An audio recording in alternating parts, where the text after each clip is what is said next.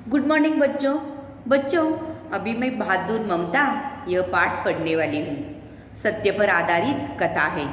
ममता दलाई 7 साल की थी। वह अपनी मम्मी और पापा और बड़ी बहन आसंती के साथ ओडिशा के बनकल गांव में रहती थी। वह तीसरी क्लास में पढ़ती थी। ममता के घर के पास ही एक तालाब था जहाँ अक्सर बच्चे नहाने व उछल कूद करने जाते थे। अप्रैल 217 में ममता भी अपनी बहन के साथ तालाब में नहाने के लिए गई। वैसे तो दोनों बहनें रोज वहाँ जाती थी और खूब मस्ती करती थी, लेकिन उस दिन जब ममता की बहन आसंती तालाब में घुसी तो उसे अपने पैरों के पास कुछ खुरदुरी चीज़ महसूस हुई। जब तक वह कुछ समझ पाती, एक बड़े मगरमच्छ ने उस पर हमला बोल दिया। मगरमच्छ ने उसका हाथ अपने जबड़े में फंसा लिया था। आसंती बुरी तरह डर गई और जोर जोर से चिल्लाने लगी। ऐसा भयानक नज़ारा देखकर ममता तो हैरान रह गई।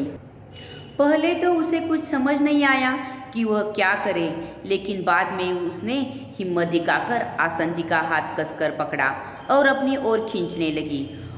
उसे इस बात का डर बिल्कुल नहीं था कि कहीं मगरमच्छ आसंती के साथ साथ उस पर भी हमला न कर दे। वह मगरमच्छ से आसंती को छुड़ाने में लगी थी।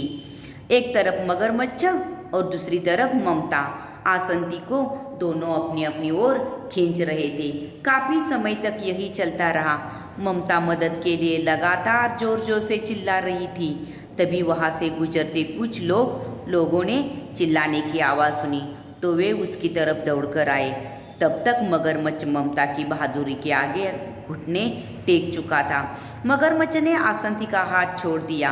लोगों ने यह दृश्य देखा तो हैरान रह गए। आसंती को तुरंत पास के अस्पताल में ले जाकर उसकी मरहम पट्टी करवाई। जब ममता के माता पिता को अपनी बच्ची की बहादुरी के बारे में पता चला तो लोगों के साथ साथ उन्होंने ममता की खूब तारीफ। ममता का नाम राष्ट्रीय वीरता पुरस्कार के लिए भेजा गया। 26 जनवरी 1800 को गणतंत्र दिवस के अवसर पर प्रधानमंत्री ने ममता की बहादुरी के लिए उसे राष्ट्रीय वीरता पुरस्कार से सम्मानित किया। बच्चों, इस पाठ से हमें क्या संदेश मिलता है?